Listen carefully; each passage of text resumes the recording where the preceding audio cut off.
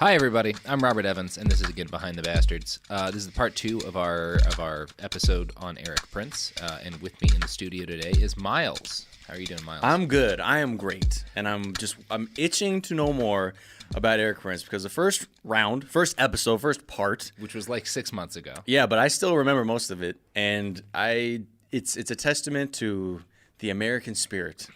That's a thing. It's a testament to that, among other things. It's a testament to being born with hundreds of millions of dollars. Mm-hmm. Yeah, testament to all of that stuff. Well, what have you been up to in the last 6 months? Last 6 months. I don't really care. Okay. What's your guess as to what Erik Prince has been getting up to? I'm going to, if I'm a gambling man and I like to gamble, I'll go with a safe bet, and I'm just going to say crimes against humanity. Just in general. War crimes? Yes, I mean... Okay, war crimes. Okay, I'm sorry. Absolutely, he has been a part of some war crimes that have been committed recently, which we'll talk about later. But more interestingly, I guess I should be more pointed. Do you want to guess as to what Erik Prince has bought since you and I talked Okay, last? So last time he tried to make that his homemade fucking fighter jet. That went... did not work out well. So what's easier? Probably boats. Ding, ding, ding. I mean, knowing how Betsy DeVos loves her yachts, it only makes sense that brother Erik is going to be like, let me turn this ship up. Just within the last few weeks, he purchased, or we'll get into what he did later, but he basically purchased, quote, 3 high-speed catamarans armed with electronically aimed and fired machine guns and cannon, 3 trimarans armed with heavy machine guns and cannon, and drones which could be armed. They are equipped with military-grade surveillance radars and high-speed semi-rigid inflatable boats that can be used to launch commandos and boarding parties from the larger ships.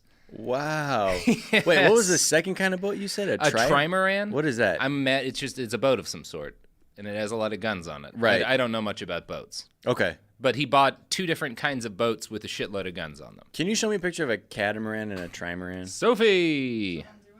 Perfect. All right. Just so I can wrap my head around. Because isn't a catamaran, like, when I think of a catamaran, I don't think of like a warfaring boat. I assume there are armed. I mean, I think it's probably a basic, a broader definition. It's like a type of boat, and they just armored this one and put some guns on it. Yeah. So Erik Prince has a. Oh, okay, so it is a thing with like the 3. Okay, because the catamaran is like the 2-piece thing where you see people. It's like, we're in Saint-Tropez and I'm laying on this net in between the. It's the boat equivalent of those spaceships in Cloud City and Bespin. Bespin, thank you. Yeah, it's like that. Right. I think, which is so funny, like, it's still very, like, waspy, like, old money, like, a catamaran, except for war. Yeah. Well, in a little bit of defense to Erik, he didn't just go buying armed catamarans. He bought the Navy of Mozambique. Oh, okay. Yeah. So great rates over there. Well, yes, because their economy collapsed recently because their entire country got taken in by a giant con scam thing. Wow. Basically, they wanted to modernize their tuna harvesting fleet and needed like a loan for $800 million, right? Okay. Which they got, and which the people of Mozambique were like, yeah, sure, modernize the tuna harvesting fleet, we'll all make more money. But the government, working with shadowy foreign interests, secretly took out an extra $1.2 billion in loans that they used to buy a navy, and they lied about it. And so... Wait, an extra one? Yeah. Wait, so the first thing is, we need $800 million for the tuna fleet. And they're like... it's a sea-bound nation. Right, but then you secretly borrow even more than what you to buy a navy. What the fuck? Okay. So they bought this navy secretly and lied about it. But once they'd bought it, they'd spent all of their money, so they didn't have enough money to man the navy, which they were planning to lease the navy to a private corporation that would then basically be a for-profit navy based in Mozambique. So they wanted to shipping. Airbnb their fucking navy? Yeah, that was the plan.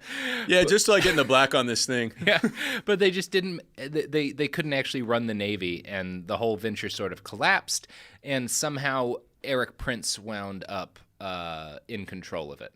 Now, it's weird because the first source I found this from was a website that's new to me called Spiked News, which bills itself as an outlet for stories that have been buried or crushed by the daily media noise.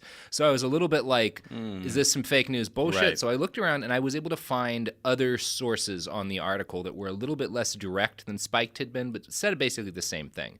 So I'm going to quote from this Bloomberg article called Erik Prince to Partner with Mozambique's Hidden Debt Companies, which that sounds above board. Hidden debt companies is one of those are the companies that helped members of the government of Mozambique take on more loans than the country could afford, Love which them. then bankrupted the nation. Yeah. Hidden debt company will always sound terrible. There's no way to make that sound Yeah, good. and these are the people Erik is working with. So, Blackwater Security founder Erik Prince will partner with at least one of the state-owned Mozambican companies at the center of a hidden loan scandal that resulted in the country defaulting on its debt this year. Prince, chairman of the Hong Kong-based Frontier Services Group, is forming a joint venture with the tuna fishing company Imatum and may extend this to assisting the Southeast African nation with maritime security. Yummy. I wonder if Erik Prince has a navy now. It sounds like sure it. sounds like Erik Sure, Prince renting has a one. navy now. Yeah, at least renting a navy. Yeah, exactly. He's like, I don't want to go that. I'm not doing that Yeah. well. I'm leasing a navy. And he's doing some counterterrorism stuff for the country. So yeah, it sounds like he has found a country. In fucking quotes, that's- counterterrorism, whatever that is. Yeah, he's doing something shady in Mozambique, and now Right. he has a navy. So that's good. That's really nice. Yeah. Anyway, we're all caught up. Other than the He bought a fucking navy, he bought dude. it's like we bought a zoo, but with war machines. I know. He bought a catamaran, a trimaran with No, six of them. Six I of think. them. Three catamarans and three trimarans. and plus drones, plus little skiffs, so you can just have boarding commandos. parties. Yeah. because Erik Prince should have more commandos. Well, it worked well the last time. The bodies part he can figure out. It's the getting around the international laws that prohibit private people from owning military hardware that he's mastered. Yeah, he's He's quite really is. He's like he's focused. He's focused, if anything. This He's is a man focused. who said, I will have some kind of my own military, army, Air Force, I whatever. want my own militaries. Right. and he's got his ground goons. He's got that ground game worked out. Now he couldn't figure out the skies. Now take him to the sea. Yep. So he's in the sea. Yeah. And that's where Erik Prince is now. So now that we're all caught up, I would like to talk to you about the book that I just read this week. Oh, okay. It's called Civilian Warriors, The Inside Story of Blackwater and the Unsung Heroes of the War on Terror. First of all, based on everything we were talking about last time, to call some of these people fucking unsung heroes, holy shit. Well, the people who saw their heroics couldn't sing because they were too busy screaming. Right. Because Blackwater was firing grenades into a crowd. Right. And they're like, I'm sorry, man. I haven't let this thing off all day. So, obviously, the author of that book is Erik Prince. Well, and some other guy. Clearly, Erik Prince outlined it, and some other dude filled out the writing. You know? Right. Whoever the ghostwriter is. But he's credited as the author. It's exactly the kind of self-serving autobiography you would expect from a billionaire whose companies have been tied to more war crimes than several SS battalions. So let's just dive into the introduction. Okay. This gives Erik a chance to lay out his beliefs on the war on terror in brief. So, yeah. Western governments continue to struggle to find real solutions to these crises. They have spent trillions of dollars during that Cold War preparing the mightiest of hammers, but when you have a magnificent hammer, everything looks like a nail. So this is the problem. Wow. He's accurately identified the problem the U.S. military has with counterinsurgency. Right. Because we do have a really great hammer, and we're not dealing with nail problems. It's That's like, fair. you get a penis implant, and you're like, how do I not fuck with this thing, dude? You know? Yeah, but then you wind up in the Hall of Penises? Yeah. And so your penis is just useless. Yeah, I Yeah. guess so.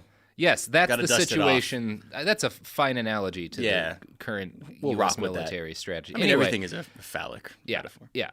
It's funny to me that he's diagnosing the shortcoming and attributing it to the U.S. military, that their problem is that they have a great hammer and so everything looks like a nail, because all Erik has ever done in his entire life is build hammers. But he seems to think that what his people do is different and more suited to the war on terror than what the U.S. military does. Right, Quote, because they don't have rules. yeah, well, the hammer of traditional forces lacks the nimbleness and fiscal efficiency of either small active duty units or contracted special forces. Even more troubling, traditional forces can inflame a situation instead of pacifying it. Right, instead of pacifying it.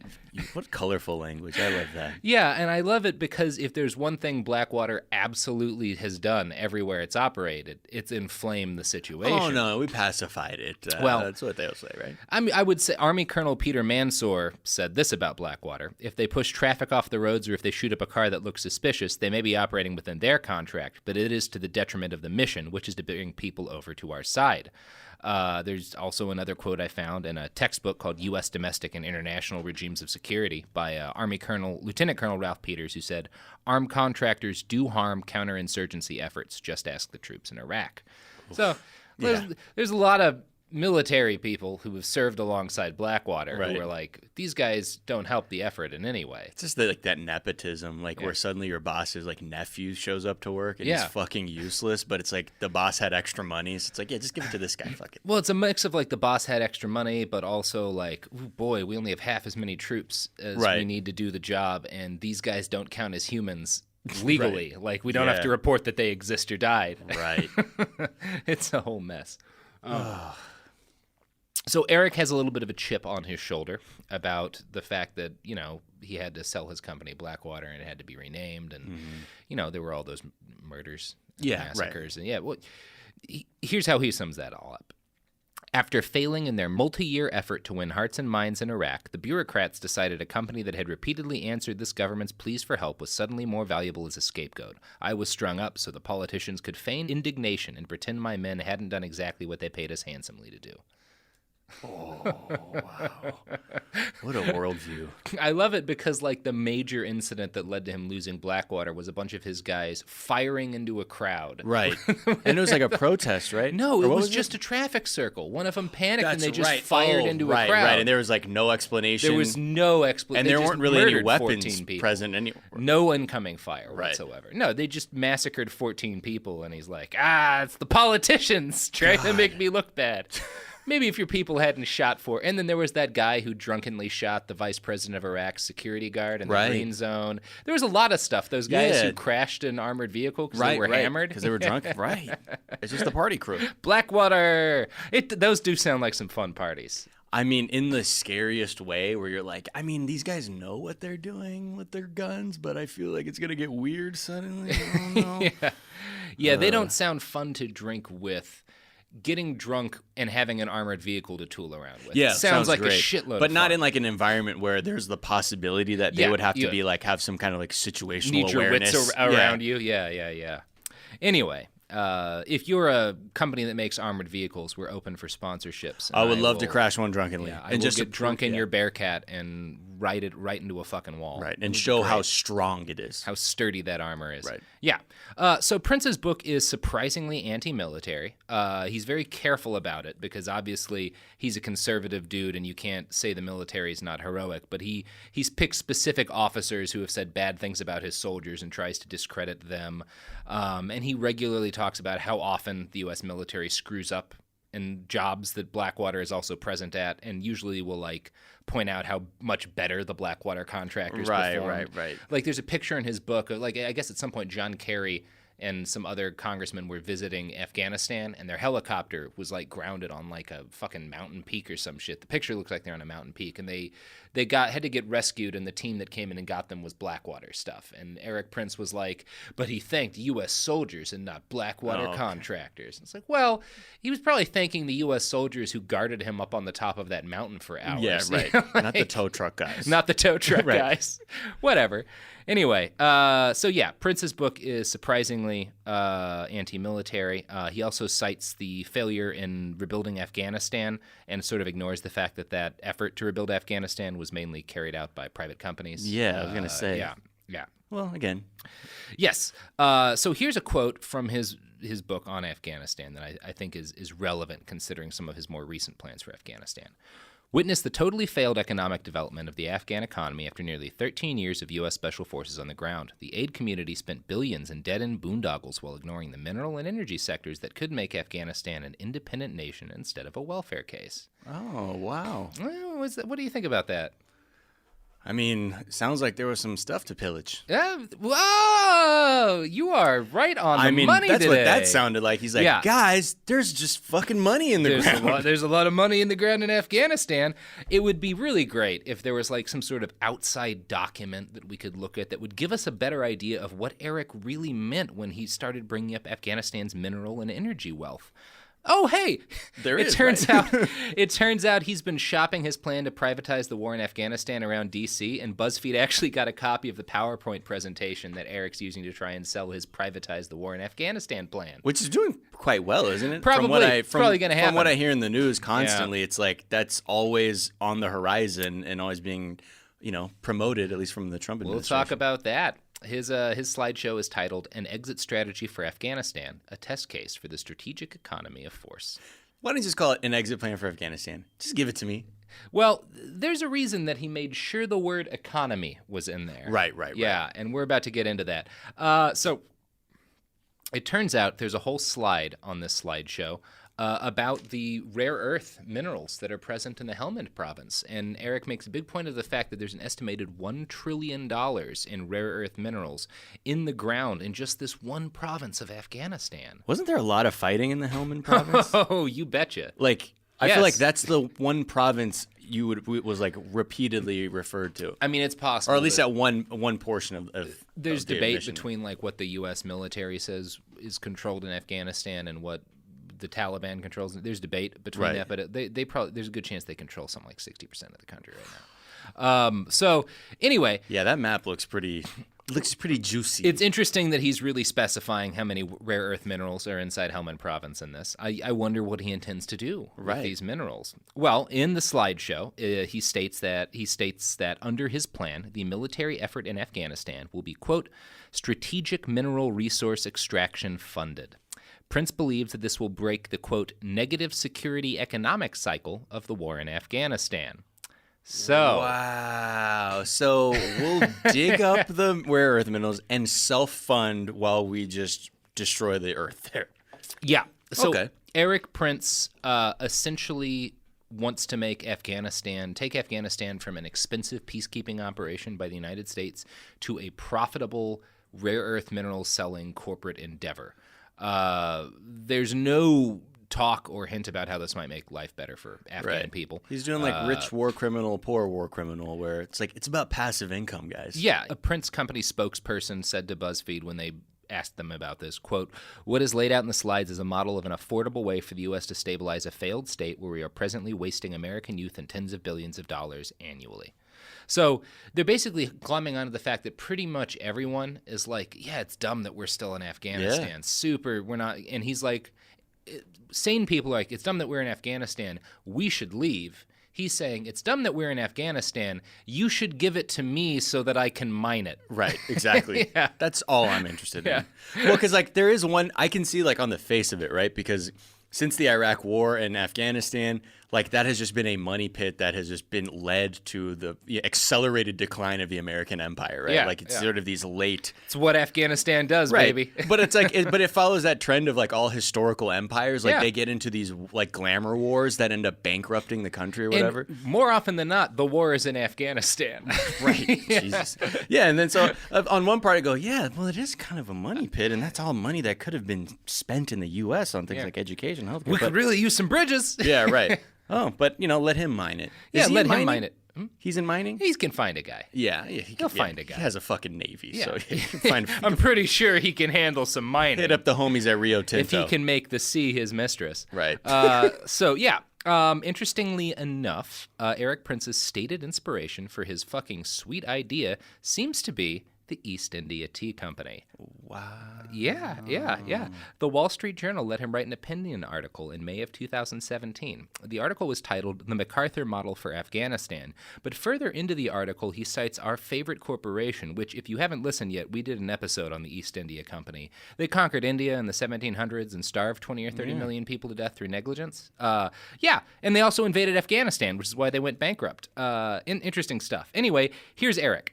An East India Company approach would use cheaper private solutions to fill the gaps that plague the Afghan security forces, including reliable logistics and aviation support.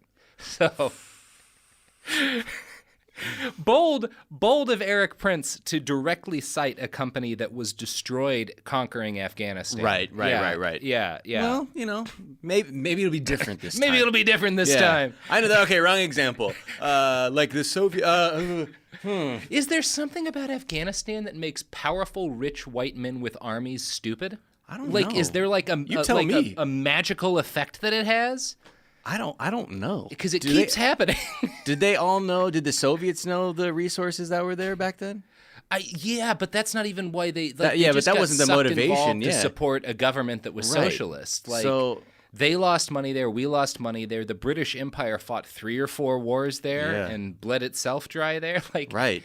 Nobody wins in Afghanistan. Afghanistan might just be like where God lives. You know what I mean? Where it's like, don't come in here, bro. No, this is my house. Yeah, like, watch this. Yeah. Who's next? I'll take all your money. Yeah.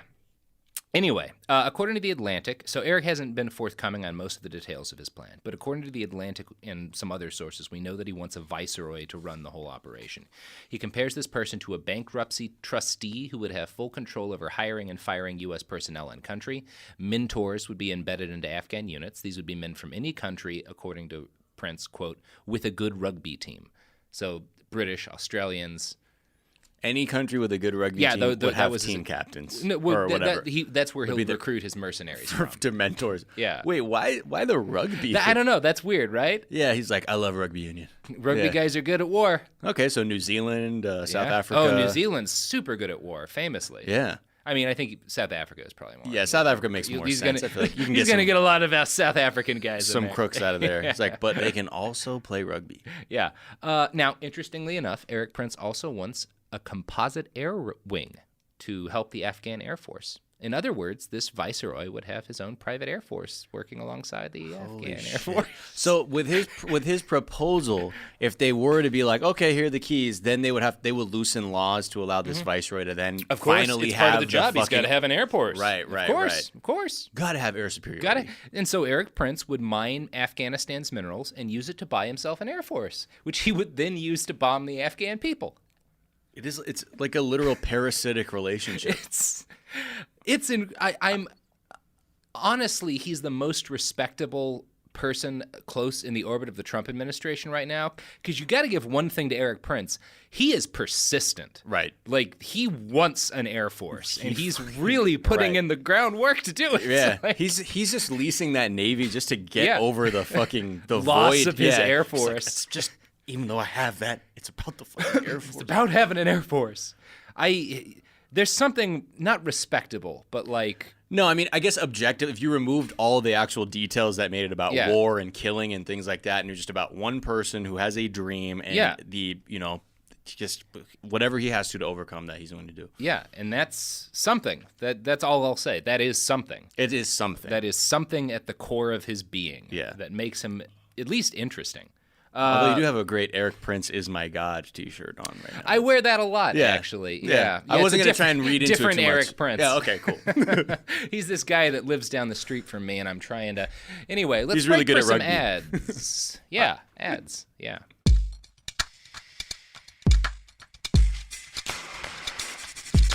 And we're back. Those were some great ads. Fantastic. The quality products, services, also pretty good. Anyway, let's get back to Erik Prince. So yeah, when we last left Erik Prince, he's talking about turning Afghanistan into a rare minerals company that he runs via violence. Yeah, against the Afghan people. So that's fun. He's not the only guy in D.C. who's shopping around this idea. Stephen Feinberg, who runs Cerberus Capital and also the military contractor DynCorp, has been pushing a similar plan around Washington. Feinberg is a close friend of President Trump. He was almost given a position overseeing an intelligence review this year, but the intel community recoiled because he has no background in intel or the military. He doesn't know anything. Cerberus and fucking, what was the other one? DynCorp. DynCorp is one of the military contractors that doesn't commit rampant war crimes like Blackwater. Okay. So like, I mean, I'm sure they've got some blood in their history, but they're more respectable than Blackwater, right? Which is a low bar. And then Cerberus, I'm like, oh yeah, that evokes really cool imagery. Cerberus Capital sounds like you're the good guys. Yeah, exactly. We're a fucking mythical dog monster. Yeah, I do want to praise Erik on something real quickly, which is his acumen for this. He's the perfect man to take advantage of this time in Republican politics. And my evidence for that is one of the slides in this docket he put together, which, again, is a slideshow that's made for President Trump. In the slideshow, he bills the privatization of the war in Afghanistan as, quote, the Woolman Ice Rink moment of the Trump administration. That's the name of one of the slides, the Woolman Ice Rink moment in the Trump administration. Do you have any idea what that's a reference to? No, but it's probably something very cool. I guarantee you this is one of the only things I could reference that President Trump would know about and you would not. And that's because back in like the 1980s, the Woolman Ice Rink in New York City stopped making ice, or in the 70s, I guess. In 1980, the New York Parks Department started working to change that. They spent like 6 years and $13 million trying to fix this ice rink, and basically had to announce at that point that they were going to have to start all over again. And so it was like this big famous story of government incompetence. Right, like, right. They spent millions of dollars. They can't get this ice rink going. So Trump starts publicly saying that he can do the job, like under budget and in less time than anybody else. And everybody assumes he's full of shit, but he gets the job, and he actually does it under budget for like $3 million in like a quarter of the time. It was like the one fucking time he did it, the thing that he said he was yeah, going to do? he did the thing. He got the ice rink working again. It made ice, or he didn't. I mean, he hired the people who did it, but like when you say made ice, like they just couldn't keep the rink at the temperature to keep. Yeah, the ice I don't know the well, whatever. But yeah, this is like one it just of the, failed to actually have ice on the rink. Yeah, which is important for an ice rink. Yeah, then you have a roller rink. So he managed the project that got it fixed, and he did it under budget. And anyway, it's a thing Trump talked about often on the campaign trail when he was running for president. Eric, you fucking genius. He's smart, right? No, he's saying that Afghanistan is like that ice rink back in the 1980s. The and one the thing you government's did just not right, smart yeah. enough to fix it. So he knows how to sell this plan to Donald Trump. Right. And I suspect he'll be successful eventually. I mean, based on everything we read all the time in the news, it just seems like every day or every story that comes out, we inch closer and closer to the privatization of that war. Yeah, which is not the right plan. Just leave. Yeah. Just admit it was a stupid idea. Right. Get the fuck out. Right. Say you're sorry. Offer the government some aid removing all the bombs we dropped. Exactly. Like, just get the fuck out. But I think we're probably going to go with Eric's plan. So, let's get back into the book. This was a long digression because he talked about, I didn't realize that when this book was published back in like 2014, he already had this plan together. So this has clearly been on Eric's mind for a while. It's like his demo tape that Yeah. he goes around to shows with. Yeah, and he has a real gift for spinning his career running a mercenary empire into personal heroism. In the beginning of his book, he tries to present himself as a lifetime servant of both his country and, of course, of God.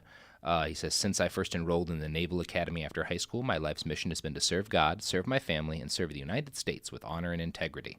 I did it first as a midshipman, then as a SEAL, then, when personal tragedy called me home from the service, as a contractor, providing solutions for some of the thorniest problems on Earth.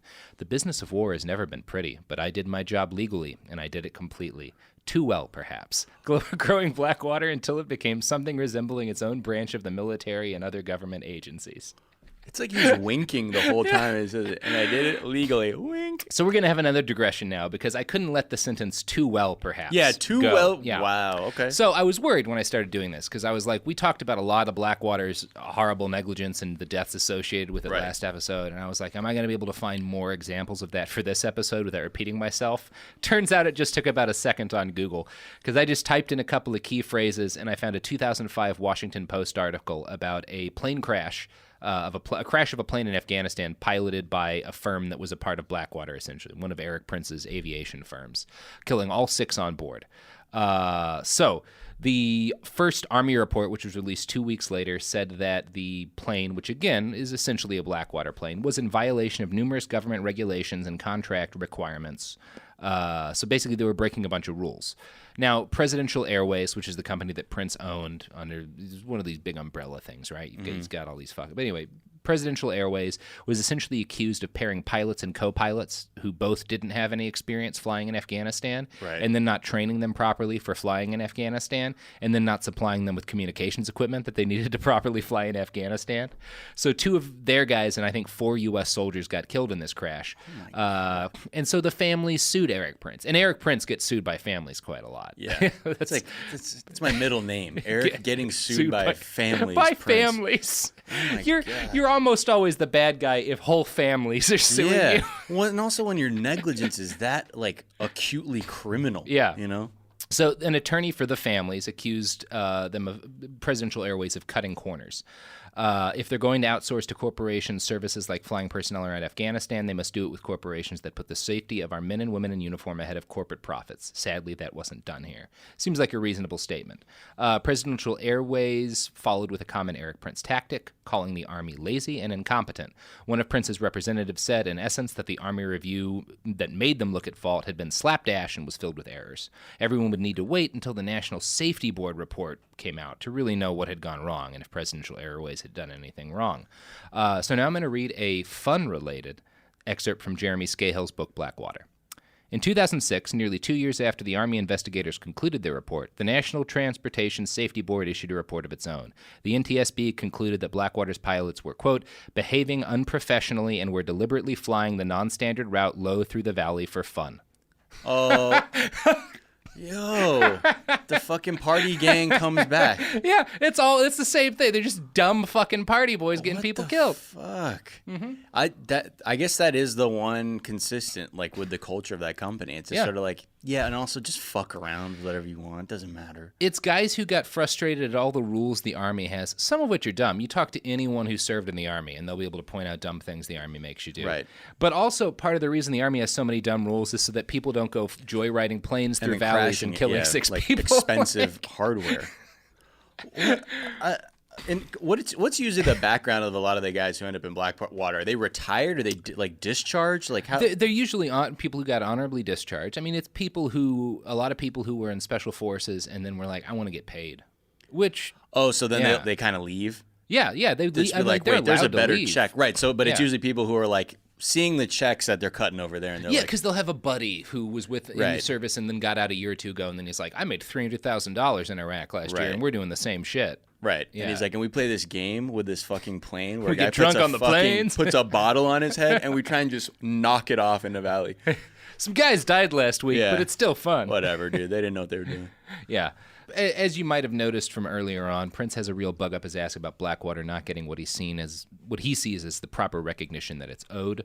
He had a statement in his book that I found kind of funny. Government agencies don't want that spotlight being shown on our work, nor to applaud the greatest advantage Blackwater offered them, increased capability. They only wanted increased deniability, which is funny because that's the only reason why his company couldn't be fired from the war is because they needed deniable assets. Right. Yeah. Anyway, that Erik Prince doesn't like being a deniable asset and has never not been in the business of providing them. Right. Jesus.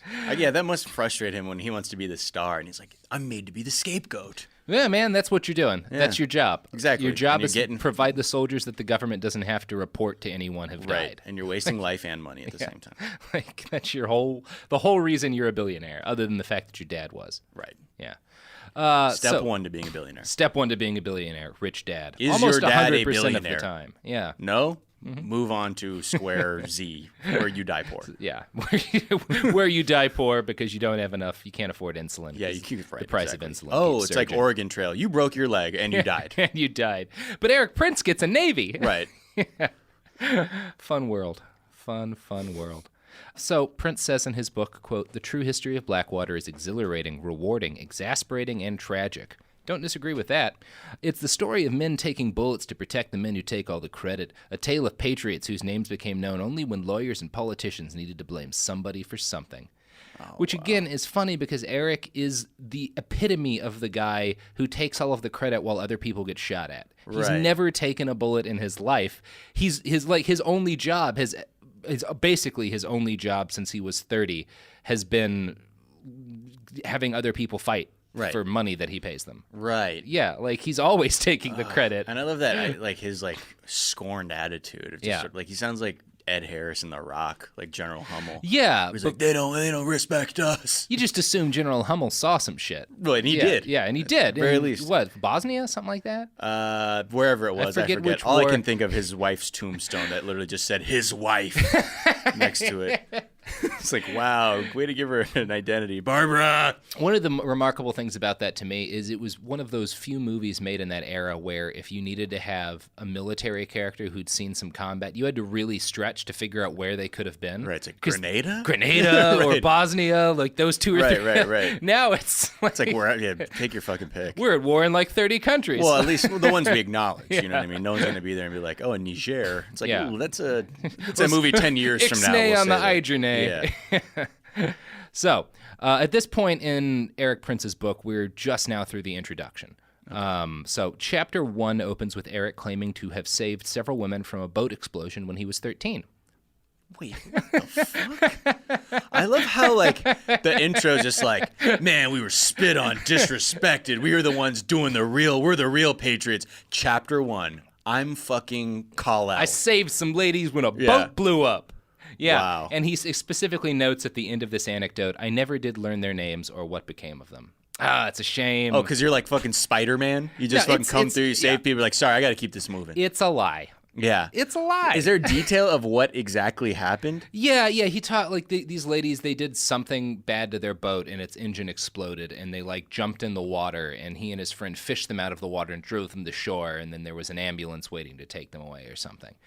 Which, maybe a boat exploded. I feel like at least a big part of that story is bullshit. Yeah, maybe not. I can see that there were probably people who, I think a better version is maybe some women who were stranded. Maybe their boat ran out of gas or something. They like needed that. a ride to shore. Mm-hmm. He provided it. If you were in a boat explosion in somewhere time in the 80s and Erik Prince rescued you and you're now a listener of this podcast, high chance. Drop us a line on Twitter at @bastardspod. Let us know what really happened. Let us know what really happened that day. It turns out it was his boat that exploded and the women saved him. She's like, oh, that story's completely reversed. Yeah. Man, whatever. If he saved some ladies on a boat and they reach out, I'll make a whole apology track for Erik Prince and the ladies he saved from an exploding boat. Anyway, Prince moves on to talk a little bit about his family history. He uses the story of his grandfather's untimely death as a justification for why welfare is bad. Quote, when Peter died suddenly of a heart attack in 1943, my grandmother sought no government handouts, no charity from the church, not even money from family. Edgar, who had 2 sisters, his dad, was the man of the house now. He would provide for them. He was 12. Wait. Wait. I'm failing to... What is he trying to say? How is he trying to connect welfare to... He's trying to talk about how awesome his family is by pointing out that... He's like, his grandma we didn't take a fucking penny. My grandma wouldn't take any money. She just made my 12-year-old dad work. Yeah. Now he's the How man. cool is my family? Well, you're the man now, dog. Sounds like your family's kind of abusive, Eric. Yeah, or... Sounds like she should have sought for some welfare so her 12-year-old could finish grade school. I mean, unless that's a lie, too. Yeah, unless that's a lie, too. Who knows? Could you imagine, like, her grandma was like the OG welfare queen? The mythical welfare queen? She's just rolling around in a Bentley. Yeah. And that's how my dad became a billionaire. Yeah. So anyway, Erik portrays that as awesome. It's worth noting that his dad didn't seem to view this as a good thing because he notes later in the book, quote, Dad didn't let me hold a job during high school. Unlike his hardscrabble youth, he wanted me to enjoy those years. So ups to Erik Prince's dad. He broke a cycle. Exactly, right. I mean, didn't turn out with a great kid, but... No. Yeah. They're achieving. I do feel like Erik missed maybe that lesson. Oh, which absolutely. was children ought not to work. Yeah. Who knows? Maybe that wasn't his dad's lesson. I don't know the guy. I bet you're wondering about Betsy DeVos, Erik Prince's sister. He only mentions his sister by name once in his entire autobiography. I was hoping you're going to be like, not one mention at all. He goes, and I have a sister. He mentions her once to talk about the guy she married. Wow. So she only comes up in the context of her husband? Yeah. Of course. Typical. I think my sister is referenced a couple of times, but Betsy DeVos is only named once as he's introducing her husband. Is she his only sister? I think so. Okay. That's maybe not. I'm not going to look it so up. why is he creaming his jeans for Mr. DeVos? Oh, just because he's a super rich guy. Right. I don't remember the exact context of it. The dad of the family died recently. Yeah. They only... Oh, yeah. Good, because he's the founder of Amway. Yeah. He used to own the Orlando Magic. He has 3 sisters. So the other times when he's referring to a sister, who knows? Who knows? Doesn't matter. There's Betsy and then the fucking other ones. Fucking other ones. I didn't even check on the others, but he mentions Betsy DeVos once. Right. He's like, but hey, Betsy, the best one because she married a rich guy. Right. She married for fucking... I mean, they were already rich. He doesn't give us much detail at all about his childhood, but if you're game, I did find one anecdote that I want to kind of go down a conspiracy rabbit hole about. Okay. It's Erik's description of his favorite childhood hobby. Quote, the first group of soldiers I ever assembled was made of solid lead, 2 inches high, standing in neat rows on my bedroom windowsill. There were hundreds of them, painted to match their real-life British, French, and Continental Army counterparts. I created them from molds I got on trips abroad, and 40 pounds of lead Dad and I melted down in a cast-iron plumber's pot. Wow. He's a little, like, war miniatures. In fairness to Erik, dude. That's exactly what I did when I was a kid. I played fucking like Warhammer and others. I spent my whole childhood building, but specifically building models. That was my whole childhood. I had a set of like Civil War dudes, and I remember I went as far as buying like the fake grass to create like a battlefield scene and like fake trees. And when I realized like, because I remember as a kid, like regular toys weren't quite scratching that itch of like what like the like military shit looked like. So I was like, oh, you know what, I'm gonna do this.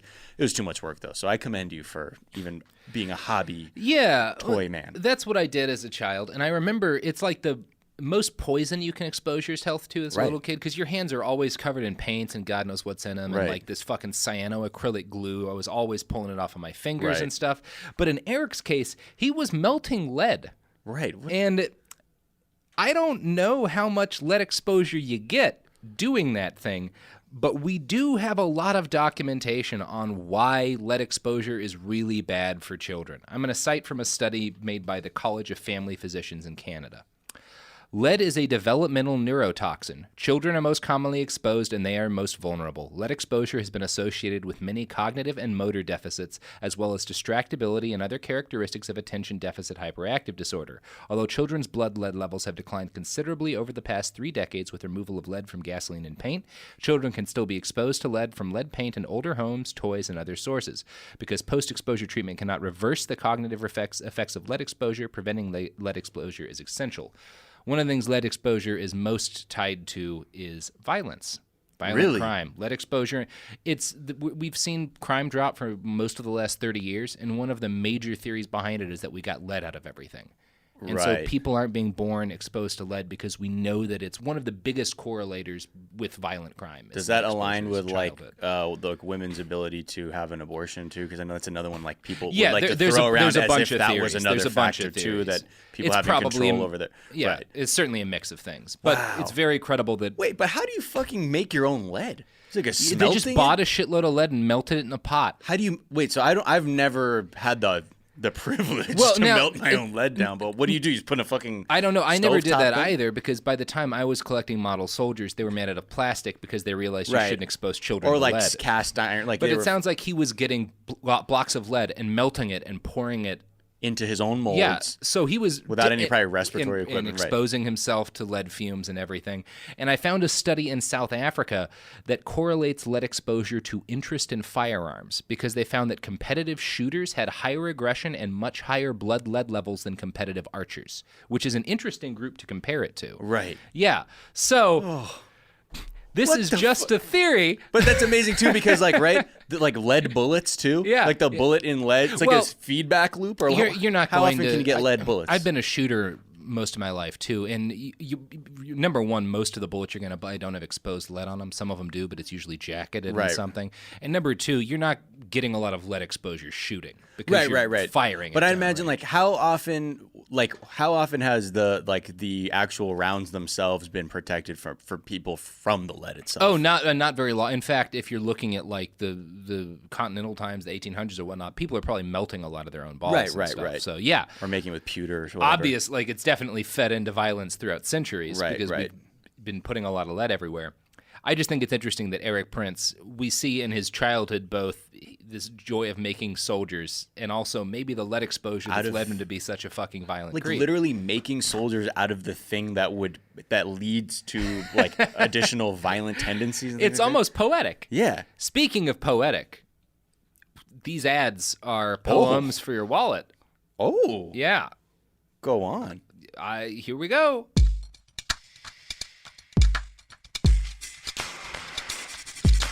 And we're back. And I'm going to do a free ad right now. One of these great unpaid ads, which are such a smart thing to do. I'm eating some Tapatio Doritos. And folks... Oh, they've appeared. Oh, they're so good. I'm going to try one. I can't stand Flaming Hot Cheetos. I like spicy stuff in general, but not spicy chips. I hate spicy chips as a general rule. Tapatio Doritos are fucking phenomenal. These are just delightful. Little ASMR for you folks at home. Oh my God. Have you seen the video of the girl who takes a bite of the chip and her eyes roll back in her head? It was like an old Vine, and she's like, it's amazing. That's how, imagine this when you hear this, folks. His eyes are rolling back into his head. We just saw Miles's D face. Mm-hmm. Oh. Yeah. That's actually, my Dorito face. Yeah, exactly. Dorito face. Oh, there we go. There we go. See, now you gave a free ad campaign. Yeah. Come on, Doritos. Doritos, y'all are, I'm not even going to use profanity. You guys are you're messing up And you're missing a massive opportunity. Let's be more productive. If everybody could get on the same hashtag and in the same tweet send out Doritos not dictators and hashtag Doritos, because you've got to tag, or at Doritos, you got to tag Doritos in it, and you got to do hashtag Doritos not dictators. If everybody does that when this episode drops, maybe we'll get a sponsorship and I'll get paid. No, you know what you do? Everybody takes a photo with Doritos and use those hashtags, and you do hashtag why I eat Doritos. Oh. So they see that and they're like, well, I mean, for somehow this guy has mobilized an army of Doritos eaters. You're like the Erik Prince of Doritos consumers. That has always been my dream. Right. I was going to say the Erik Prince of Doritos. And you getting a Doritos sponsorship is your Air Force. Because I want Doritos to pay me to mine Doritos for more comedy. Exactly. Yeah. Wow. What a beautiful... Well, now I'm seeing a conspiracy here. Mm-hmm. You heard it here first. This conspiracy has been going on since the show began. Yeah. Yeah. I've been consistent. I mean, it is a sincere brand loyalty. So it is a sincere, because I love me some Doritos. Yeah. Oh, they're good. I'm going to try these Tapatito Doritos and cook in some migas and see how that shit works out. Yeah. Wow. I'm excited almost for seems that. sacrilegious, but a little It is sacrilegious. Yeah. They're bullshit migas, but they're delicious. Yeah. Yeah. Anyway. For the gabachos out there, yeah. Yeah. I'm the gabachist. Oh, that actually does make me want gazpacho, though. Just because the names are kind of, I could go for some of that. Fucking you make a good gazpacho? No, but I have a friend who makes a really good gazpacho. I go camping with her every now and then, and it's the fucking best thing. And I only do it for the gazpacho. Yeah. Fuck You're like, hey, you bringing the gazpacho? Anyway, back to Erik Prince. So Erik portrays himself in his childhood as a quiet, boring kid. I didn't smoke, I didn't drink. Being an athlete gave me a social network, yet I didn't have many close friends growing up. Maybe it's because you're a sociopath. I don't know. Yeah. From the little information we have about his school years, he sounds absolutely insufferable. He portrays himself as the living embodiment of one of those Marine with an atheist professor in a college class memes that circulates around the internet. You know the kind? Wait, what? Have you run into one of those, like, now it's gone around where most of the memes are mocking the original, but there would be like this email forward or whatever kind of story that your conservative relatives would send you, and it's about like a college professor talks about how there is no God, and a Marine stands up and gives a speech about how he saw God on the battlefield. Yada, yada. One of those kind of stories. Right. Erik tells his version of that in this autobiography. Oh, okay. This is while he's in high school. Once in class, I challenged a teacher who called then-President Ronald Reagan's Cold War military buildup a waste of taxpayer dollars. I countered by rattling off every strategic defense initiative weapons system we needed to counter various Soviet threats. I'd analyzed Reagan's Star Wars the way my classmates picked apart the University of Michigan's football roster. Okay. Now, what's really fun about this to me is that it illustrates how bad Erik Prince is at admitting when he's wrong, because by the time Erik was 18, we knew that almost none of the weapons systems that had been talked about for the Strategic Defense Initiative were ever going to work. Right. And the few that would, the directed energy weapons that actually did have some potential, in 1987, when Erik was 18, a government report was released saying that essentially these weapons would need to become between 100 and 1 million times more powerful and more energy efficient in order to have a chance at working.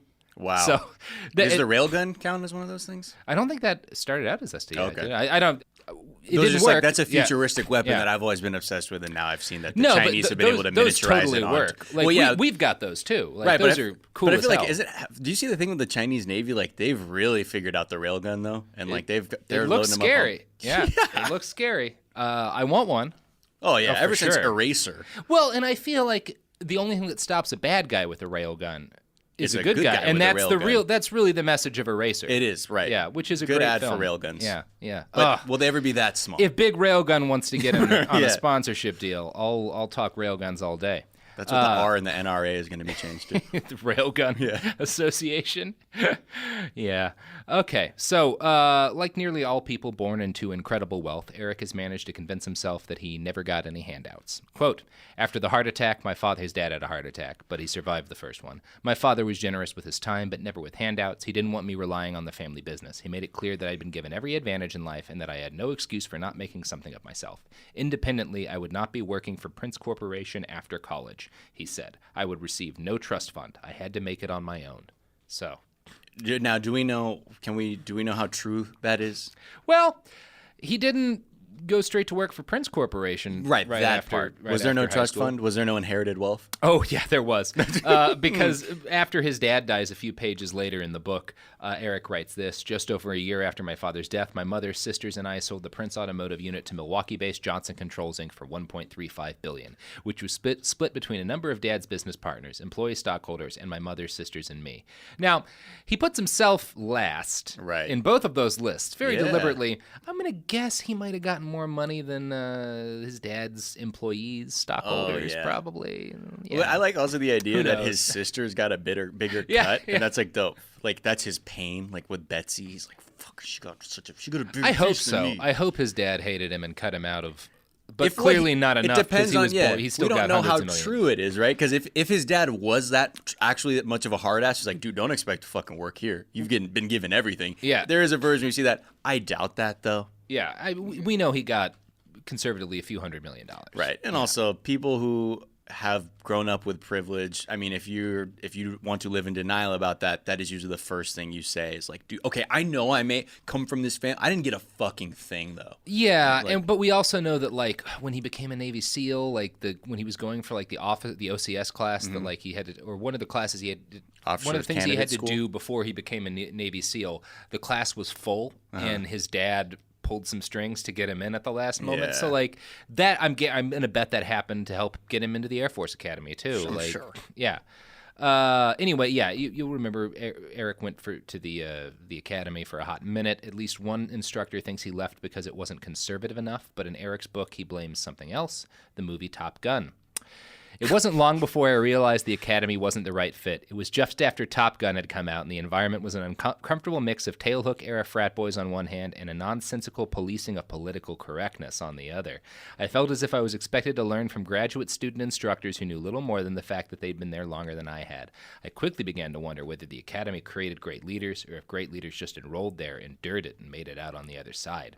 Erik did not endure it. He quit after, like a year, I guess. That sounds like some real college dropout shit. Mm-hmm. Yeah. He opted instead for Hillsdale. He remembers liking it because everyone there was the same kind of libertarian he was, and because they were all rich kids too. Right. He does probably note, less diverse than the Air Force. He does note proudly that the college offered him a full scholarship. I'm going to guess because his dad had been giving them some money, but that we turned it down, and his dad said, "Leave it for someone who needs the money."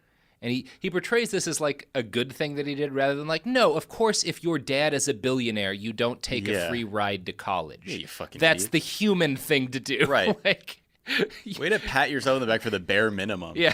Yeah. I could have bought the school, but I didn't could take their almost be scholarship. the title for this autobiography. Like, I think the working title for the episode is Erik Prince accidentally wrote a book about why he sucks. Right. But the title for this book might as well be Erik Prince does the minimum and pretends that he's a hero. Congratulates himself. It's spectacular. So yeah, he tells stories like how when he was working as a volunteer firefighter, they thought he was just some rich kid at first, but then he kept showing up early and doing a real good job of cleaning, and he earned their respect. Fuck. It's like he's rewriting the script of his life. Again, if you worked in that firehouse and have anything to say about Erik Prince, positive or negative, drop us a line. I'd love to hear from you. Wait, I'm sorry. His bit I of can read you the information- quote. Yeah. Yeah. Now, most Hillsdale students came from money. The butchers, painters, What do you mean? and He says it as if he's about to say he didn't come from. Now, most of them came from money. Yeah. Not me. The butchers, painters, and slaughterhouse workers who volunteered or worked at the firehouse initially figured me for a snot-nosed college kid. But I showed up at the firehouse early to change the blades on the K-12 rescue saws, and I stayed late to clean the pumps. I handled the heavy canvas hoses and carried the ladders. After a call, when the other volunteers sat back and cracked open a drink, I rolled the hoses. Gradually, I earned their respect. You also sound like the equipment manager on a basketball team who sucks, and the guys who are doing the real work are like, yeah, why don't you just fucking do that? And that is my suspicion, is that Right. maybe he didn't actually, when there was a call, he was never called out, because they're like, no, that's that kid. You don't want that kid in a dangerous situation at your back. And there's hints of that in his Navy SEALs experience, too. So we'll get to that. Whenever Erik is involved in anything sort of cool, personally, he writes about it at length. Like, he repeatedly mentions when Blackwater first showed up in Afghanistan, he was there, and he actually did guard duty some times, because they were so he did guard duty in Afghanistan. Nothing ever happened, but he did in it. the green zone. He talks about it repeatedly. Right. That, like, yeah, and I was there in Afghanistan doing guard duty. Right. Like, so when anything is that close to being cool, Yeah. he talks about it at length. I'm going to guess he didn't do anything cool as a firefighter. Maybe not. Yeah. Maybe I'm wrong. Maybe I'm being an asshole here. He's like, I was the first one to discover the backdraft phenomenon. It was around this time that Erik made the first political donation of his life, which we talked about in the first episode, the $15,000 he gave to the Republican Party. Now, in that episode, we speculated that this may have been an attempt by his parents to max out their political donations, using their kids as funnels. According to Erik, that's not true. So he says that the money was his own, and it came from, quote, investment income from stocks my parents had long ago bought for me. Okay, So he didn't way, take any handouts, Yeah. but his parents gave him enough stocks that he was able to donate $15,000 to the Disposable Republican income. Party at Yeah. age 19. I doubt that. No, 19. Just be real. That's how these wealthy, and I'm pretty sure we talked about that. That's like the standard tactic for wealthy people of just giving as much money. It's like, well, let me max out, make my dog a max out donor. It's like if you're born rich and you're listening to this show, I'm sure someone is. Like, fine. Just own it. Just be like, yeah, I'm a millionaire because my parents are rich. Like, okay. Yeah. Just don't lie about it. Don't be But I like think- President Trump and be like, we got a small loan from my dad that was millions of dollars. And Right. Like, yeah, you guys, you had it easier because you were rich. Yeah. Accept That's it. fine. There's Like- that's the way you didn't ask to be born rich. No. You just were. So No, just it's like I can be like, yeah, be grateful and honest. I have it a lot easier because I've never had to deal with like a major chronic illness. Right, That exactly. makes my life easier We than all someone have who has. privilege in We all some have way. privilege. Just own it. Don't be a dick about Yeah. it. Erik Prince. Okay, so yeah, you'll remember that after college, Erik wound up briefly interning for the George H.W. Bush White House. You'll recall that he wasn't happy there. He admits in his book that he didn't like the fact that President Bush was bargaining with people who wanted to weaken the sanctity of marriage, raise taxes, and push environmental policies. So, yeah. environmental policy. Yeah. He admits that he got chewed out by the deputy chief of staff, Andrew Card, because he wouldn't shut up about his thoughts on how the president ought to do things while he was an intern in the White House, which sounds like what would happen if you're being an insufferable dick. After 5 months, his internship was not renewed. Of course. Of course not. And that brings you back to even the firehouse thing. It was like, actually, you guys should probably be cleaning it like this. Like, shut the fuck up, Erik. Yeah, and he's you like, wanna tell fine, us how I'll to do it. Clean boy? Yeah. Yeah, you I'll do it, Erik. Fine. Let's all have beers since we just pulled people out of a fire. Yeah, exactly. Like, well, I'm going to switch the K-12 blades off the saws, whatever. Nobody else is cool enough to do Right, this. and We everyone's haven't used that saw in 4 years, Yeah. Erik. Probably the blade's fine. I don't know. Saw blades. I'm sorry, whatever. firefighters. Yeah. Anyway, so you probably remember also that Erik Prince became a Navy SEAL next, using a family connection to get into the school. But Prince did pass Hell Week on his own merits, and that's impressive. And when he got back from becoming a Navy SEAL, this happened. My parents sent me an extraordinary gift, a bronze statue of a cowboy. The artist had inscribed, in the unwritten laws of the range, the work ethic still exists. When you sign for an outfit, you ride for their brand. True commitment takes no easy way out. Now, I think Erik mentioned this because he likes to see himself as a cowboy and like he and his contractors as cowboys. I can't imagine a quote that does a worse job of describing Erik Prince's work ethic than that. Because every time he makes a commitment, he weasels out of it. Every single time. That's the one thing that is 100% true with Erik Prince. And I think that's the case with most people who are very insecure with their identity, right? Like they try and project something that is the complete opposite of their truth as a person. Yeah. Right? So if you're a cowardly, sniveling little brat, you're gonna act like the upstanding guy who hey, first guy into work, last one to leave. Brand, you ride for that brand. That's right. Unless it gets hard, then you leave because you had a disagreement. Unless it gets hard, in which case that brand was cheating and there was no point in committing to that brand to begin with. Oh, Erik. Yeah. So Erik was a Navy SEAL for about 2 years. Now, it costs, it's hard to say, probably somewhere around $300,000 to $500,000 just to train a Navy SEAL, and as much as $1 million a year to keep that SEAL, active and trained up in the field while they're an active duty Navy SEAL. I'm going to guess that the government did not get its money's use out of Erik's brief stint in the Navy SEALs. You're supposed to do that job more than 2 years if you commit to it. He says remarkably little about his time doing one of the coolest jobs in existence. I'm going to guess that's because he didn't do very much. There is one telling paragraph where Erik writes about his experience during the Yugoslavian Civil War. In it, he cleverly obscures the fact that he didn't experience any actual combat or real danger during his time there. I'm going to read you this quote. I was just about to ask. I'm like, what kind of action did he? I think you'll pick up on it. Right.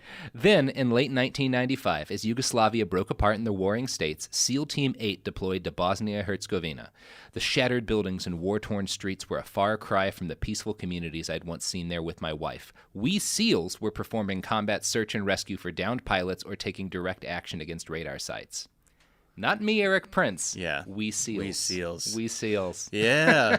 It's odd that he's able to be somewhat truthful in those instances, right? Because it seems like he'll embellish anything. Because there's guys who serve who with can him back that would that be up. like, Erik Prince lied about his It's like service. the once third rail. Yeah. Now, where are those SEALs? If you were a Navy SEAL in Yugoslavia and you served with Erik Prince and I got it wrong or Yeah. I got it right, Do we let know me his buds class? I'm sure we could find that out. Yeah. Through a It'd be possible. FOIA. I don't know if that's Or you can probably covered. just or I think you can just it's inquire, probably right? just public knowledge because Yeah. they don't keep it secret who a Navy Right, SEAL is. right. Yeah, that's Or we something should to call do. what's that guy who does like the SEAL stolen valor stuff? Don, what's his face? Don Shipley. Oh, yeah. The guy who's like the fucking That OG might be fun. SEAL hunter. Be like, hey, can you find his buds I mean, class? he was definitely a SEAL. No, and of course. he's not. But you want to hear I do want to hear what his time those as a guys SEAL who are was probably like, like, dude, I was a SEAL for 15 years. Mm-hmm. This guy quit after 2 years. I would like to see what his time as a SEAL was like. Because, again, every time he does something, he's directly involved in something cool, he talks about it at length, and he weasels again here. Well, see, but then you kind of see the part where he is intelligent enough to know how far he can stretch Mm-hmm. the truth because he's like, well, there are people who are going to be able to corroborate or basically debunk what I say. So let me just say I was in the SEALs during that time, and that's what we SEALs Well, I did. was with the SEALs team, and members of this team did that we stuff. SEALs did actions I was on like timeout because I stole a helicopter and tried to race it. this. Who knows what his situation was. Eric's time as a Navy SEAL was cut short. He says it's because his wife got cancer at age 29, and he needed to take care of her and his children. And if you were a normal dude, of course that would be a good reason to stop being a Navy 100%. SEAL. Of course. And he says, my being gone was suddenly impossible. I requested my discharge from the Navy. Now, here's the thing. Oh, no. Here's the thing. You dig something up? Do you dig something up there? Well, it's just that almost as soon as he gets home from being a Navy SEAL, he starts Blackwater, and he's spending weekends and weeks away from his wife and children, Right. hiking in the woods and shooting snakes and getting the land ready for this thing. I don't know exactly how long he waited, but yeah, Well, you know, it's it's hard to speculate on that, but it doesn't seem like. And did his wife survive? no. Oh no. So yeah, we're gonna get into how he talks about his wife and some other stuff here. So at one point he mentions that he and his wife gave $500,000 to a clinic in Prague so they could fund experimental treatments to try on his wife. In that passage, he praises his wife's courage and then says, "And through it all, she seemed more concerned about my loss, my impending grief, than her own death. Remember, Erik, you can live without me," she would say, "but you can't live without God." Now, Erik starts Blackwater, as I said, soon after leaving the SEALs and is spending a shitload of time there. And after 2001, his business ramps up. He starts spending less and less time at home, even though that's why he left the Navy. By 2000... Wait, so he left the SEALs in what, like 97, I think 99? 99. I think 99. Okay, and then... Yeah, 2000, But 2001. at that point, what was his like wealth at? Hundreds of millions. Already he didn't need because, the work. Right, okay. I mean, I would say conservatively, at least like $100 million. Oh, right, from selling the Because his automotive family and thing, everyone, right. they split $1.3 billion. Gotcha, okay. He did not need to work for money. He Right. could have just been a dad and been there with his wife in her last and just- years. He probably could have paid guys to like I'm- play war in front of him and actually kill themselves. Yeah, he could have gone shooting every day if he'd wanted to. Right. He could have bought a ranch house, whatever. I'm sure there are people listening right now who have lost spouses to diseases and would have loved to have just been able to not work and spend as much time with them as possible.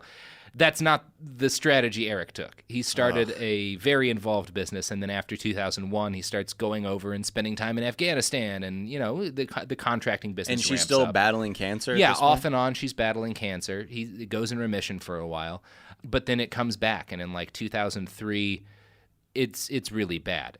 Quote, and not just that's bad, but the marriage is bad. By early 2003, my wife and I didn't have much time alone together to begin with, and with those stresses, as well as the effects of cancer and surgery and chemotherapy, eliminated most of the romance or intimacy when we did. I felt as if all I could do to keep things from spinning completely out of control. I felt as if it was all I could do to keep things from spinning completely out of control, and I found comfort in the arms of a woman named Joanna Hook, who had worked as our nanny in Michigan. In mid-2002, when we all moved back to Virginia, she was hired to perform administrative functions at our Blackwater's Moyock facilities. She became pregnant before Joan died.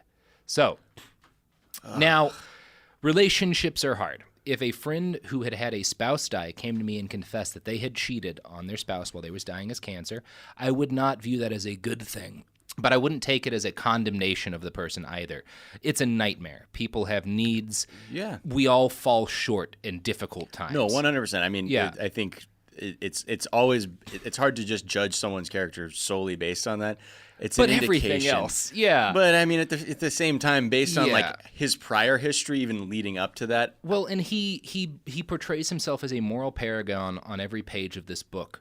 But in my opinion, this cheating is not just a matter of Eric failing in the face of terrible sorrow and stress and grasping for a moment of joy. It's yet another example of his complete inability to delay his own gratification. Right. Like, because that's his thing, is he keeps Yeah. quitting stuff, he keeps leaving, he gets bored, he gets bored, Right. he gets bored. Or he doesn't want to be told what to do or whatever. Does he have any like regret or like? Does he talk about that in the book? Yeah. In a way that feels believable? Okay. Well, I'm not going to say in a way that feels believable, but we'll just continue the story. I think that is a big through line, that he cannot stand. Eric left the Air Force Academy because it was hard and he didn't like being exposed to other people's points of view. He liked Hillsdale, his college, because it was full of people he agreed with. He left the SEALs, and I'm going to guess part of that was because he didn't like being told what to do. I didn't go into it here, but he spends pages and pages of his book talking about everything he thought that was dumb about how SEALs had to train and like the way they had to travel, and like he sets it up as like, and this inspired me to create Blackwater, to create a better training environment for SEALs. But Right. I feel like he's just anyway. Yeah, you had 2 years, and then you're the expert on. Erik Prince does not have a good record of sticking to things. Right. Now, here is the way he concludes his story about his wife's death and his infidelity. In March 2003, on a ski trip in Vail, Colorado, Joan wrote me a long letter. She left it on the dresser in our vacation home there. My wife understood it would likely be her last time visiting a place we both loved, and that I would find the letter when I returned at Christmas time, 9 months later, without her. It was the most caring, most awful thing I've ever read. She knew everything about everything with Joanna. I had devastated her. Yet, in her final months, Joan had found the strength to forgive me. There are no excuses for what happened. There's not a day that goes by that I don't regret the way I hurt her. After years of pain and treatments, on June 14th, 2003, my beautiful wife surrendered her body to her creator and passed from this life. She was 36 years old. I cut out a small lock of her hair to keep, and I asked the doctor for the chemotherapy port that had been implanted in her upper chest. Really, the doctor said? That thing was the bane of her existence. That's the closest thing to her heart, I said. I've got it to this day. So what do you think of that? Sophie looks grossed out.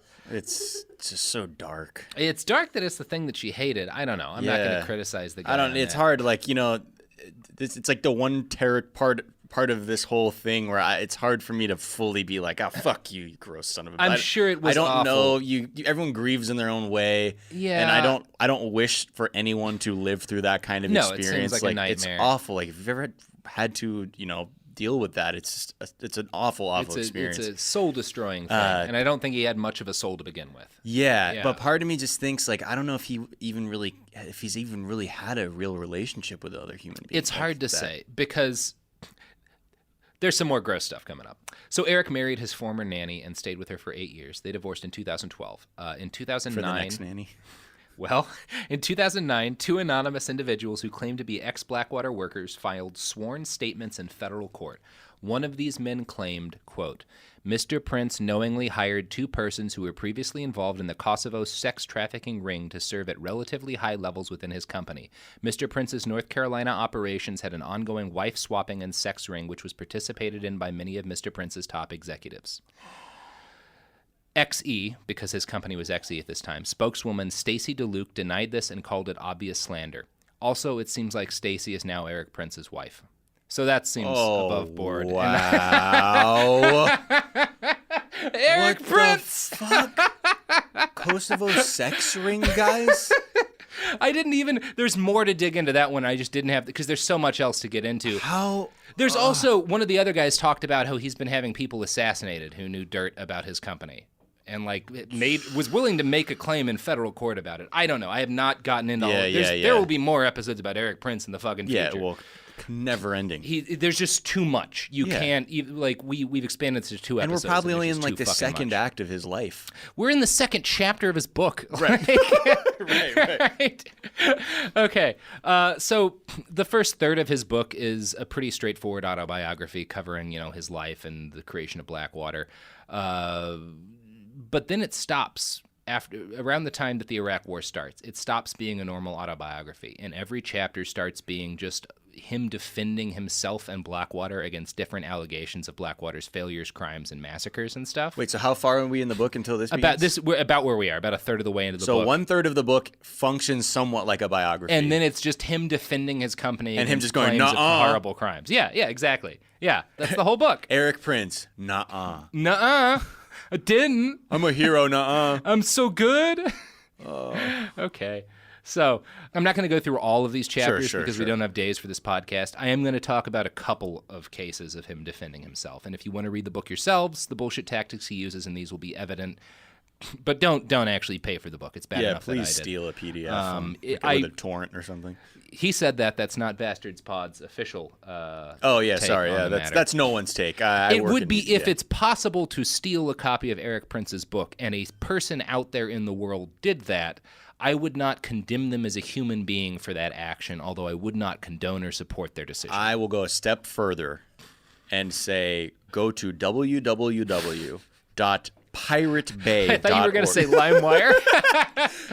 Kazaa. Download Kazaa. Download the Kazaa app. You're going to love it. Oh, boy. We are elderly men. Okay. So Kazaa, LimeWire. Let's talk about how Erik Prince justifies. Do you remember that fuck up in Fallujah where 4 of his men got murdered and 2 of them got strung up by a bridge and it sparked the Battle of Fallujah that killed tens of thousands or thousands? A lot of people. I don't know how many. That was in the last episode. Listen to the last episode. It killed a lot of people. Hold on. Let me listen to the last episode really quick. I'll be right back. And we're back. Oh, my God. Okay. Yep. Fuck this guy, right? Okay. Now, if you'll remember, Erik Prince had taken up a contract to deliver kitchen supplies, or Blackwater had. Prince describes them as literally pots and pans in the book. Here's how he describes the sweet deal he made with the company to deliver their kitchen supplies. We agreed to provide a squad of 34 men to protect ESS's personnel and convoys, the convoys of kitchen supplies. Regency was to pay my company $11 million for a year of work, just shy of $1 million per month, with an option to renew for a second year. Now, Erik describes Blackwater's mindset at the start of the War on Terror as say yes first, iron out the details later. And when he said yes to this job, some of those missing details included the fact that his men didn't have enough armored vehicles, machine guns, or actual contractors to fulfill the mission. Details! So, you go to Home Depot and be like, who has military experience? If you've ever talked to a soldier who served in Iraq in the early 2000s, they'll all agree that armored vehicles are a pretty minor detail when you're driving through the streets of Fallujah. Right. Who needs a little bit of armor? And machine guns? For what? Come on. It's kitchen equipment. It's nothing. Yeah, it's nothing. Nothing. Oh. Anyway, yeah. Erik notes with pride that his company got the cooking equipment contract after another private security firm refused due to the obvious risk of the route. So a responsible company was like, we can't safely do this. I'm sorry. Like you're supposed to do. So Prince picked up the contract. He blames fake the fact, it till you make it. Yeah, he blames the fact that they had to send in a smaller team than advertised without the proper equipment to the actions of another security company that he says basically forced them to do the mission before they were ready because these guys' contract they ended it sooner than they should have ended it, and so we just didn't have enough time to do it. He also claims that the extra men and armor and weapons wouldn't have made a difference because the ambush was so well set up. Oh, fuck off. Nothing could have stopped this from happening. In other words, the fact that Blackwater's men weren't prepared and the escort was sent out unable to meet the company's own standards was not Erik's fault. There was no other way things could have gone. And obviously they couldn't have canceled the mission because that would have been really bad for them financially. And those pots and pans needed delivering. Anyway. He knew from the beginning. Yeah, it was a wash. Yeah. Here's a quote from the Prager Security International textbook, Shadow Force, Private Security Contractors in Iraq.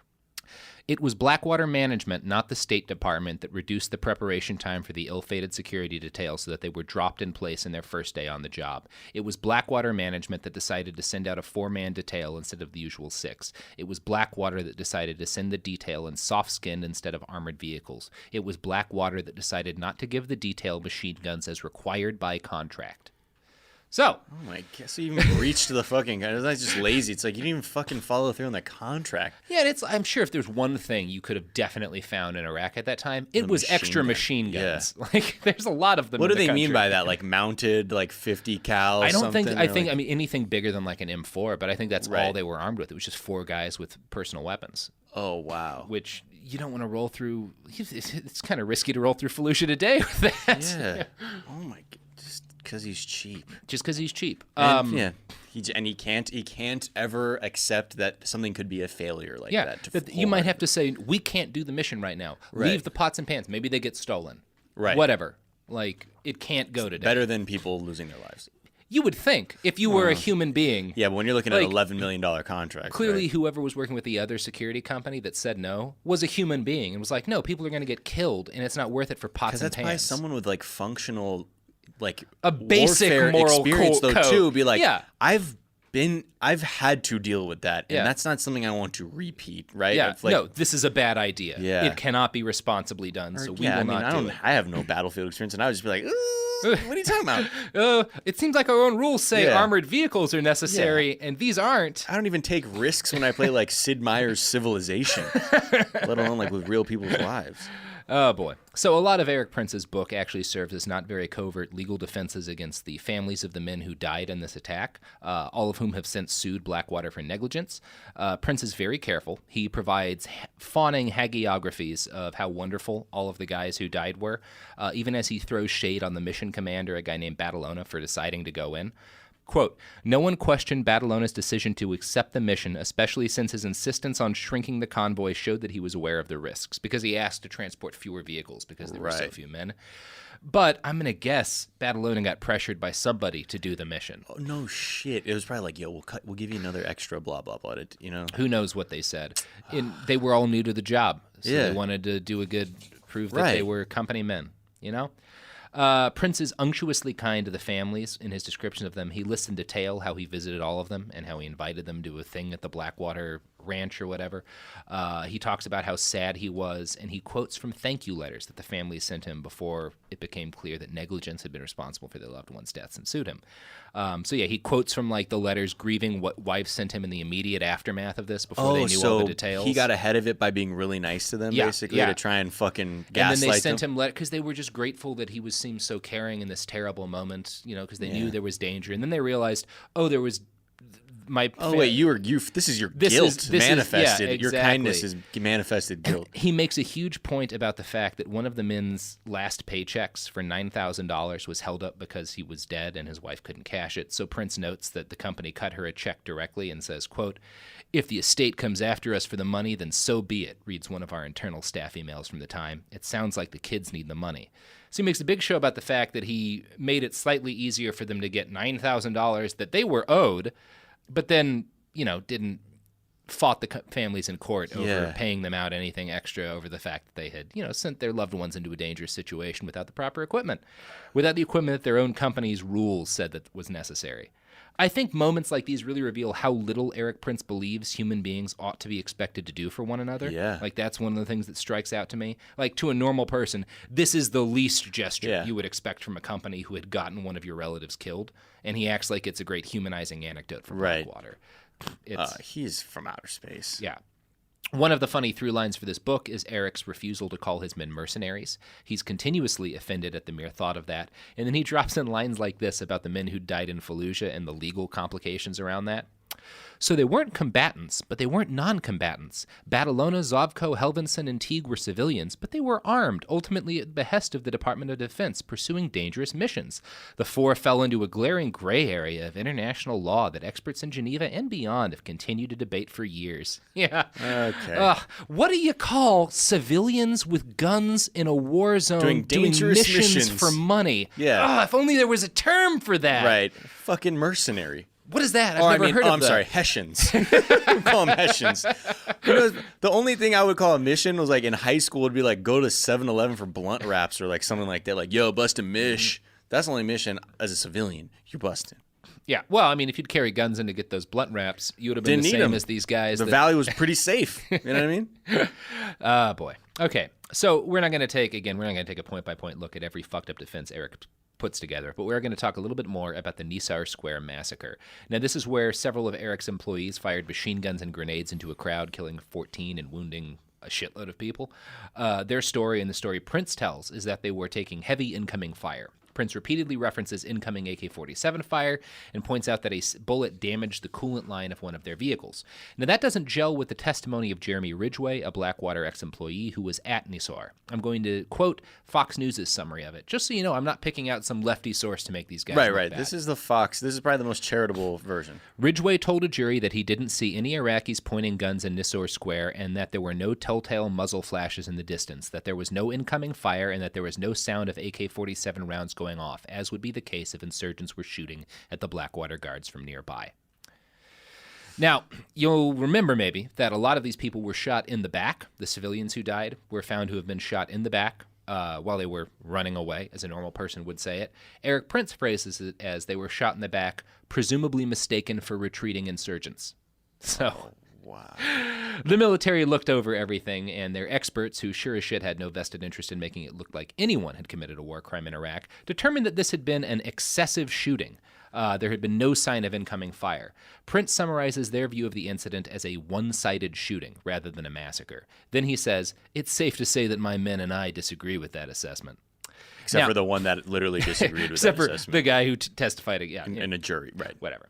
Let's not get hung up on that. Let's not get hung up on Yeah. that. Now, most of Erik's evidence seems to be that the investigators, or that his own investigators, later found a bullet in the grill of one of Blackwater's trucks. He says that the vehicles had been shot up in all of the fighting, but that they had to... DOD rules said that all of the vehicles had to be in good repair, so we were required by contract to immediately repair the vehicles, and that's why there wasn't... Oh, right. Right. And we didn't really take pictures either, but they were there. He says they took pictures. He hasn't... But where they at? Where they at? Yeah. Yeah. Don't know. It did. I'm gonna guess if he had pictures, it went to the Army, and they did not find them compelling. Right. They did find a bullet in the grill of one of Blackwater's trucks, but it was just a bullet. We don't know what type of bullet it was. It was damaged enough that they could not definitively tie it to any particular kind of weapon. And we know that Blackwater's men were shooting like crazy. Bullets ricochet. In a war zone where people are shooting, bullets wind up in weird fucking places. Right. It's entirely possible one of their rounds ricocheted and got embedded in the grill of this truck. No way to say one way or the other. A single bullet in the grill of this truck is thin evidence to hold against the Army when their investigators say nobody was shooting at you. Right. Yeah. Ugh. Now, in 2014, 4 of Prince's men were convicted, 3 of them for manslaughter and 1 for first-degree murder. But last August 2017, a federal appeals court threw out the convictions for 3 of them in order to retrial. The man with the murder conviction, Nicholas Slatton, was a sniper who the government accused of having fired the first shots. But during the trial, another mercenary admitted to shooting first, so his conviction was dropped. The other 2 had their convictions thrown out because the prosecutors had used a U.S. law made to prosecute domestic criminals to give them extra long sentences since they had committed the crime with machine guns. So basically, if you commit a crime in the U.S. with a machine gun, you get an additional sentence. Right. The prosecutors were saying basically, look at all the people these guys killed. We owe it to those dead civilians to try and get these guys as much time as possible. So they used that law. But the jury rightfully was like, it was their job to carry machine guns. It is bullshit to give them extra time for that. Criminals who That's not illegally what's wrong here. Right, yeah. So they didn't get off the case because they were legitimately innocent. It was the prosecutors fucking. Who were a little overzealous. Yeah, exactly. Now, Erik ends his book by talking about his charities and making it seem like he's enjoying the peaceful retirement of a true American hero. Quote, "It remains to be seen what my future might hold. Tomorrow is one less day than I've got now, and only God knows how many more I'll have. But in the meantime, I'm enjoying a quieter life.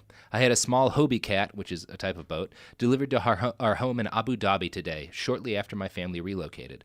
The kids are still learning their way around the fiberglass catamaran, the same way I once poked around with our Boston whaler back in Michigan. But most every day in Abu Dhabi is a good day to swim across the bay, catching the next gust of wind and teaching my own children to feel at home on the water." Of course, while he was in Abu Dhabi writing this, he was also teaching an army of Colombian mercenaries to fight on behalf of the Emirati government. Dozens of those men and God knows how many other people are now dead in Yemen. Okay. It's hard to say. And the catamarans, too. Like a little link to now. And now he's armed catamarans. Yeah. Yeah. So it's hard to say what the future is going to be for Erik Prince, his new Navy, and the new Air Force I'm sure he's right around the corner from getting his hands on. I'm going to guess whatever that future is, it's going to involve a lot of body bags. Oh. Wow. Erik. I'm just living a quiet life now in Abu Dhabi. Yeah. What the training a small mercenary army for a repressive theocratic regime. Exactly. Like you do. I'm like the guys at the end of Shawshank Redemption, but with a mercenary army that's going to be used to commit war crimes in Yemen. Hessians. Let's call them Hessians. Oh, well,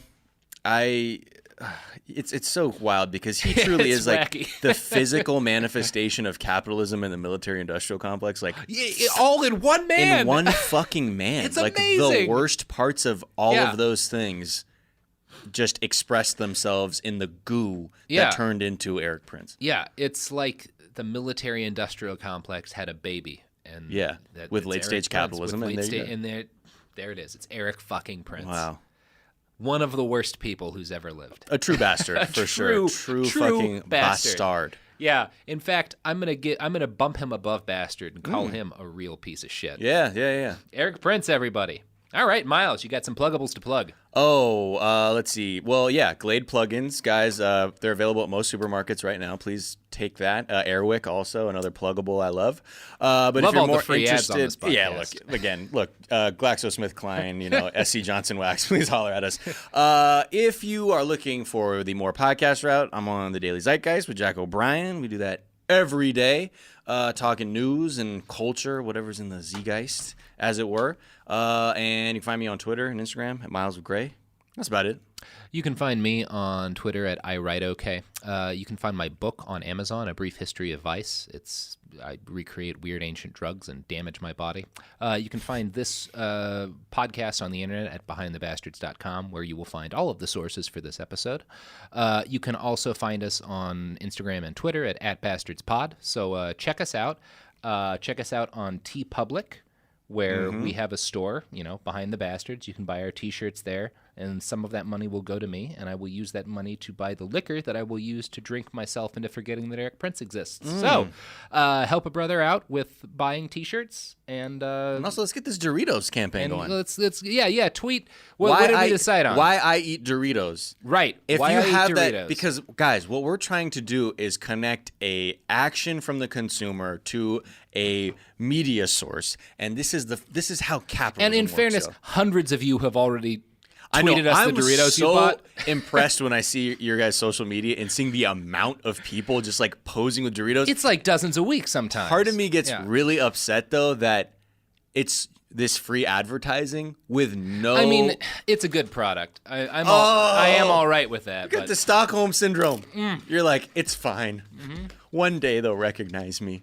And I do hope one day they will. But these are delicious. Well, if anything, we can say you are the Erik Prince of Doritos. Thank you. Make me the Erik Prince of Doritos. Tweet why I love Doritos. Hashtag why I eat Doritos. Hashtag why I eat Doritos. Attach at the Doritos company at this podcast, and we'll see what happens. Yeah. Maybe I'll get my own catamaran. What? With a machine gun on it. I really hope so. You know what's actually going to happen? What? Doritos is going to steal your hashtag and do an actual ad campaign for like themselves and put you in the cold. That's how this shit works. If that's what happens, that's what happens. And my hope is that they buy me a catamaran with a machine gun. Yeah. I mean, could you? That's how this story actions. Like, hey, look, sorry we couldn't get in bed with you with the Doritos thing. Here's a catamaran with machine gun. It is a catamaran with a machine gun. Sorry, it's soft skinned. we can't go all the way. I don't plan on delivering kitchen supplies. It's much heavier when you have an armored catamaran. All right, guys. I love about 40% of you and Brian. Bye.